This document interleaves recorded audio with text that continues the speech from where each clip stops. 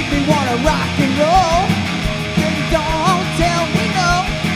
And there ain't no doubt about it. You got nothing, nothing, nothing, nothing to lose.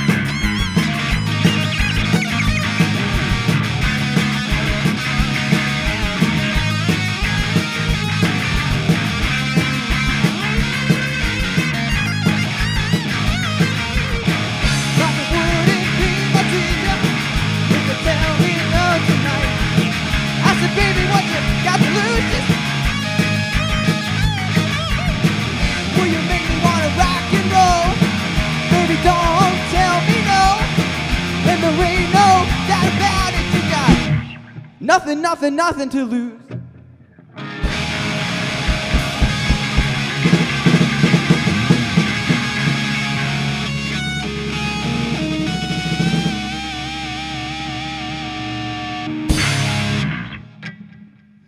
Hello! We're used to the audience at that point, you know, they're crying and cheering and everything. But how are we, Harrisonburg? Just pretending. I know you all are screaming in your cars and everything. We really appreciate it. We are Axecident, A-X-E-C-I-D-E-N-T, just so you know. When you go to look us up on Spotify and our Bandcamp and everything, it's spelled like that. We're from Winchester, Virginia, about an hour away. Hit some traffic on the way. It's all right by us. We're in the awesome Wxjm studios with our good friend David and our new friend Andrew. This is really an awesome experience for us. We're really happy to be here. We just had an album come out on August 16th called Who Killed the Rock Star? To amazing success. Everyone's, you know, losing their mind. It's the next White Album. It's the next Led Zeppelin 4. We know. Everyone calm down. We're going to do a song for you off that one. The first single. This one's called Till Death Do Us Part.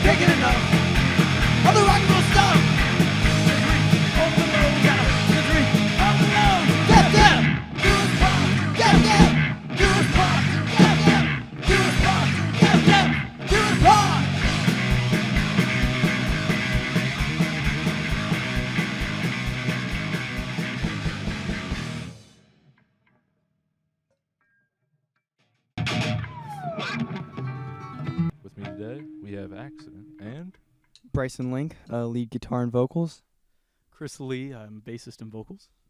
Michael Parker, I just play the drums. Well, it's a pleasure to have you all here today. And without further ado, let's get into the questions. So, starting off, how did you all form the band? We formed the band back in 2019. Us three. Just starting. I'd been playing for a few years at that point, and then everyone kind of tagged along with me. Oh, excuse me. Sorry, that performance took a lot out of me. But yeah, it started with us three. I was probably voice cracking at that point in time, and obviously nothing has changed. And then we moved to being a 3-piece, to a 4-piece, to a 5-piece, back to a 4-piece, and now we're back to a 3-piece. Wow, that's a lot of lineup changes. Yes. It's been us the whole time. That is the backbone. the integral 3 members sticking together. Yes. It was always what worked. That is what worked. The 3 of us always worked pretty well. The 4th and the 5th member, it just kind of got a little hectic. A lot of people, a lot of differing opinions. The main 3 kind of always worked. A lot more royalty splits, you know how it goes. Oh, I know. Well, that's awesome, guys. I'm glad that you all found the backbone that works. But now let's get into your new album, Who Killed the Rock Star, which just recently came out. On August 16th. I was about to say. So tell me a little bit about it. Tell me your favorite tracks, the things you love about it, everything. So it's kind of, I guess, a social commentary, as like a hard rock punk band can get, about, you know, the state of rock music nowadays with streaming and downloading, and how the physical album is really just gone, except the few of us that actually still buy those. And it's hard for a new band to start up. It's really easy for a pop star. It's a lot easier for Sabrina Carpenter to get where she is than us 3, ugly brats. But I am very proud of that album. I'm proud of both of our releases, our EP from a year ago, our self-titled EP, and I'm very proud of our album. I'd say my favorite track on it is either Till Death Do Us Part, because it's an autobiographical song about the 3 of us. Really just we're going to do this until we can't hear each other at practice, Till Death Do Us Part. I'll pass it along to Chris for his favorite track. It's really hard to pick. I would honestly probably say Lip Service or The Crow. Lip Service is just straightforward rock, and The Crow is just the complete opposite of that, but I love them both. It's very out there. It's our longest song, and it's just almost experimental to a point. And like he said, it's kind of a commentary, and it sucks because even the people in the field of music that we play are even making those comments. Rock stars even themselves are saying it's just kind of a dead medium. It's not as cool anymore, and it sucks to hear that. We don't believe that, obviously. We want to, along with all the other people out there that are trying to do it, keep it going. You want to say anything, Michael? Yeah, I'd like to. For me, I think my favorite track has got to be either Madman or Till Death Do Us Part, because I really like that faster thrashy sound personally, because I'm a big Megadeth guy, and that's like all I listen to, that kind of stuff. The Crow's pretty fun. I mean, having that whole, it's a little bit slower than our other songs, but it's still got that heavy tone to it, and I just think it sounds really good. Awesome, guys. So, speaking of the new album, I noticed that one of the songs is a cover, I'm 18 by Alice Cooper, as well as 2 older songs that you all had that were re-recorded, Heavy Metal Baby and Midnight Ride. So can you tell me a little bit more about those decisions to include them on the album? The Alice Cooper cover, we're going to try and keep a cover release. We didn't do one on our EP, and someone actually, I sold a copy of our EP, and they looked at the back, like, oh man, you do a Thin Lizzy cover on here. I was like, no, we don't. He's like, Killer on the Loose, not the Thin Lizzy. And I was like, no, it's not. It's our own. So I tried to please just that one guy with a cover on this album, I'm 18. We recorded when we were all 20, though, so I guess it's a little disingenuous.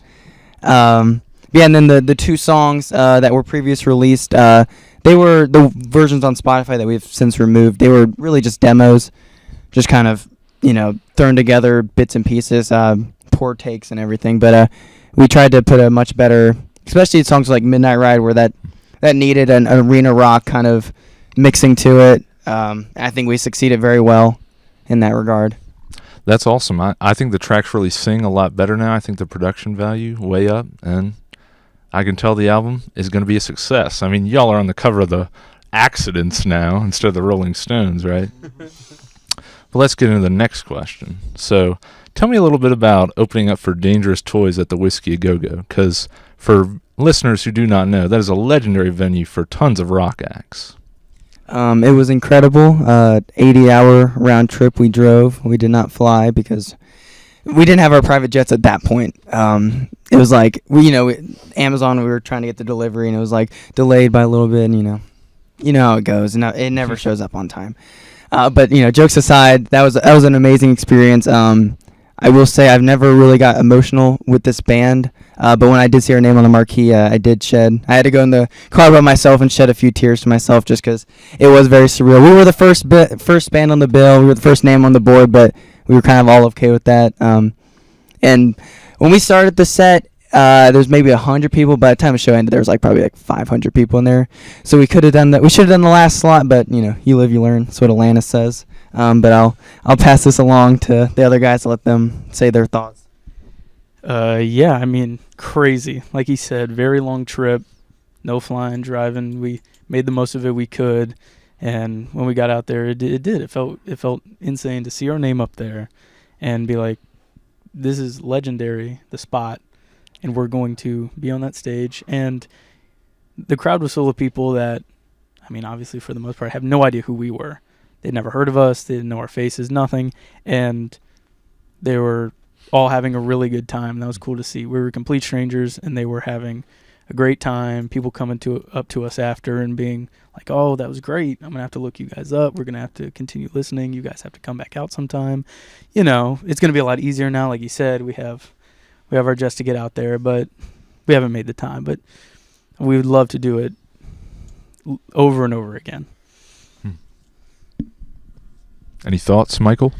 I mean, not to sound like a broken record, but I mean, the drive out there just alone was beautiful. Getting to see, more of just what we have around here was nice. Getting to experience that, be out there, and I mean, it felt like a mini tour. We got to drive across the country and just see everything that was out there.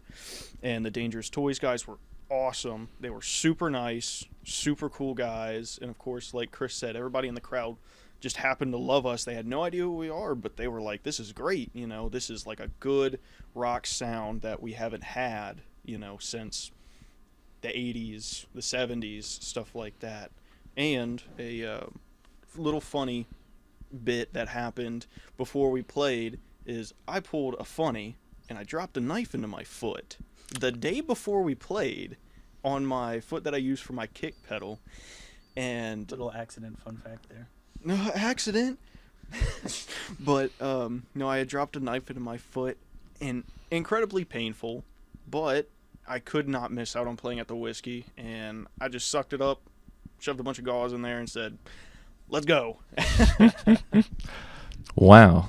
That is crazy. Yeah. Other than that, tell me a little bit how it was with Dangerous Toys. I know Michael touched on it a little bit, but I know that you're a fan, Bryson. Yes, they're definitely one of my favorite acts. Jason McMaster, the singer, he was an incredible, ally to have there that night. He was super nice to us because we got, you had to load in. It's crazy. Like, of course, the venue. Like, we were sound checking. I was like, wow, like Alice Cooper opened for Zeppelin here in 1969. So that's what I was thinking the whole time. They're like, guitar, right? And I'm like, oh yeah, right. Sorry. But yeah, they were super nice guys. But the loading door is right next to the general admission door. You would think it'd be like some secret entrance or anything, but no, it's the door. It's like right under the marquee to get in there. But yeah, when we get there and Jason pops open the door, he's like, "What's up, guys?" And I'm like, "All right, that." I was like, "We're here to rock," and we did. Yeah, like those guys were super nice, and they had their own green room away from all the other acts. They were the headliners, but even though they had that special like bit to them, they didn't make it feel like they were better or anything. I passed the singer on the way to the green room, and he was just saying good luck. Really gave me a fist bump. Really nice guy. Really cool people. And we we didn't have our own dressing room, but we did share the dressing room with the Go-Go girls. So that was a plus. Well, that sounds awesome. I mean, it really shows your dedication to the music and the craft, and I think it's a great story and a great experience for you guys. But without further ado, the next question I wanted to ask you guys are, do you have any other favorite shows you played? For example, perhaps the EP release show. I know that was a big one. That is easily that is my second favorite show, because it was the first time, a little inside information to being in a band. Merch sales, we might make $100 a night, but to sell $100, that's like 5 T-shirts or 10 CDs. It takes a lot to get to that $100. But that night we actually cracked over 1,000 in merch sales, which was a gigantic deal to all of us. That was a great night. And I'm sure I'll in a year have a different answer of what my favorite show is, because they keep getting better. How about you, Chris? I love that show, but I'd rather give my thoughts about a different show. That one's great, but Richmond, we actually played. Did we play that twice? 2 different venues. The one that we opened for the Four Horsemen. That was Spotsylvania. Close to the Groove. That's what it was called. That place was awesome. That was one of the first times, at least for me, that we stood up on a stage and it felt like this is a music stage. It didn't feel like, oh, we're in a bar. It didn't feel like that. That was like one of the first times I felt, oh wow, I'm on stage and it looks like I'm in a stage setting. A huge amount of people, huge amount of seats. It was probably why it's up there in my favorites. Is it was just like one of the first times it was like, wow, kind of hit me. It was pretty cool. That's awesome. How about you, Michael? I think I'm gonna have to say probably our Axecident show that we had last year was one of my favorites, if not like my most favorite that we've ever played. Because I mean, of course, it's that time of year, and everybody's we're all gathering around and stuff like that. But I don't know, it was fun because everybody was there. We were all having a good time. Everybody was dressed festively. We had people in Santa hats and stuff like that. And we changed up. I think it was just one of our own songs to have kind of like a Christmas feel to it, and played some Christmas songs, and it just felt like a good, fun time that, like as you got older, I felt like I kind of fell away from like that Christmas spirit a little bit, because I was always working and stuff like that, or and then I had to travel even farther from my family as like the years came on, but like that right there felt like good Christmas spirit to me, and I looked back very fondly on that. That is awesome. I'm glad that you were able to rekindle that Christmas spirit. And, Chris? We are also doing another Axecident show this year. Just saying, a little plug right there. Ooh, I appreciate it. Speaking of which, I was just about to say, Michael was impeccable timing on the drums, as well as in the interview. The next question I want to ask is, how did you all come up with Axmas?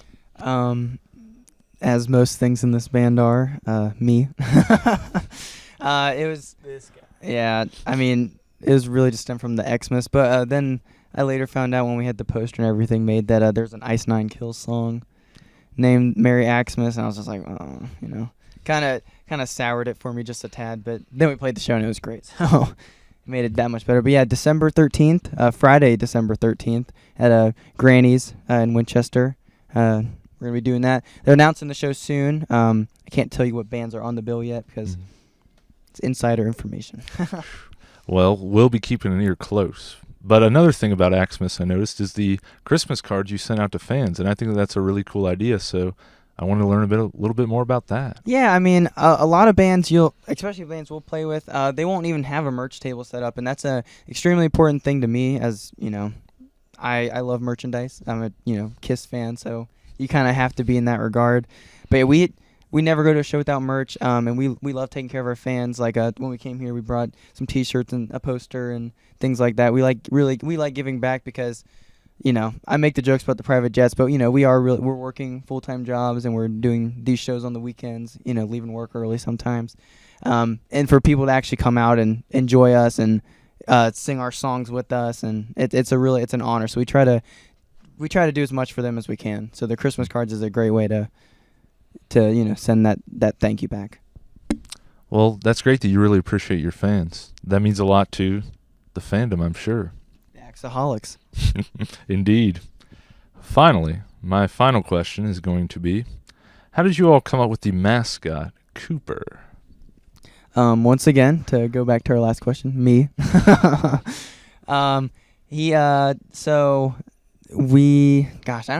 came up with it in art class, just like on a whim, because before we really had a fan base, we called them the Axeholics. Of course, the inherent alcohol reference there. So, we're rock stars. We get our party on every now and then, but we kind of just wanted like a solo party thing. So we don't have to be the wild animal every night. We'll have a wild animal. So that's what Cooper is to us, named after the legendary Alice Cooper, of course, and modeled after the greats like Eddie from Iron Maiden and Vic Rattlehead from Megadeth. Those great mascots. I like to hold Cooper in that regard. I think he'll get there one day. Maybe get his head on the Mount Rushmore, when they add that edition. The Axe edition.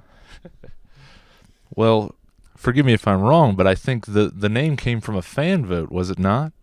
It did, yes. The name itself, because we had some really subpar names that none of us wanted to go to, and the fan vote actually wasn't our favorite. So bands will do these giveaways and they'll do these fan votes, but they don't usually look. They'll just be like, "Oh, we'll just pick this guy. He wins." You know what I mean? But I do. When we do a giveaway, I'll do a number generator and I'll do the work. I put in the elbow grease. But yeah, we had like Axel, which not a of course the Accident. Obviously, the people commented that one. I was like, oh, great. I mean, I've heard the resemblance of the Appetite for Destruction cover for Cooper, but, there can only be so many skeletons with bandanas and blonde hair. So, but Axel is the only one I can remember just because I was the most disdained by that one. But I'm glad we went with Cooper because, of course, we named him after Alice. But when we did that, I tried to make him look as much not like Alice as I could, so people weren't, Alice's people weren't, they talked to me enough, but, they weren't, going to be mad at me. I'd also like to say I feel like the reason he came up with it is just like when we were coming up with ideas for logos and merch, it just felt almost necessary to have like kind of a face to put to our name other than ours, just to market ourselves a little bit better. And I would also like to shout out, we gave a physical embodiment to Cooper not too long ago. He's been at a couple of shows. We have a personal friend comes out. We have a physical embodiment of Cooper that comes and says hi to the people in the crowd, and I think people have fun with that, seeing him come out. Well, that's awesome. I mean, Cooper being one of your best assets other than your name as a musician, so that's awesome. But before we wrap this up, do you all have anything that you'd like to shout out? I just want to, from the bottom of my heart, this evening, thank everyone here in Harrisonburg for putting us on here. It was a really fun time. It's one of the best sets I feel like I've ever played. So I'm glad we have audio evidence of such. But yeah, this was an honor. Like I said, we've only done about maybe this our third interview. So it's just an honor. We're very happy to be here. And we hope to come back real soon. Shout out just everyone that has been there for a long time. They know who they are. We don't have to name drop, but we have multiple fans that have been there for a very long time and are always there at the shows, always commenting, always buying things. They go the whole 9 yards. Obviously, shout out at least mine, all of our families. They're some of our biggest supporters, and they've at least helped me, if not some of us, get our music off the ground, get at least my gear when I was a kid, trying to be like, oh, I want to play this stuff. They obviously have a big role in my ability to play, and yeah. And for me, definitely for like some friends and family that I've got, because they kept pushing me even when, I felt like, maybe I don't want to do this, but obviously the guys here and my family were like, trust me, just keep at it, and it'll be good, I promise. And it's great. I love it. I wouldn't want anything else than what we have here. And a special shout out to my dad's cousin, who I got my first drum set from for $50. If I had not spent that $50, I probably wouldn't be playing the drums. But, you know, that whole thing really just put it all into motion. Shout out. At least I'll say. Me and Bryson's girlfriends, they really keep us moving, getting us up in the mornings. They really keep us going. Shout out to them. Yeah, my girlfriend Caitlin. I like to thank her the most out of anyone besides, you know, us three doing this hard work. As she's our merch girl at almost every show, unless she's unable to make it. She's a student here at JMU. And then I'd like to give two specific thanks to fans. Our good friend Rusty, the Rustinator. He is at every show without a doubt. And he's one of the ones that, you know, we have monitors on stage that they'll, you know, have our vocals coming back up in him. And I honestly feel like sometimes when he's singing the songs with us, he's louder than my monitor, which I don't know if that's the sound guy's fault or it's just Rusty is that strong of an Axeaholic, you know. I'd also like to thank our good fan, Charles Cromer. We appreciate his endless support. And you too. Yes, you too. Yes. Yeah, Dave has been here since the beginning. Our first thing we ever wanted to do was a talent show. We did ask, we were going to do Kickstart My Heart, and we asked DB over here to do that. And that's a very tall task to ask. So it wasn't, you know, it was a polite decline, but he has been there since the beginning. Well, I'm glad that we can continue to further your guys' career with this little exhibition on Wxjm. And we just thank you for coming out here and playing some awesome music for us. So without further ado, this has been Accident.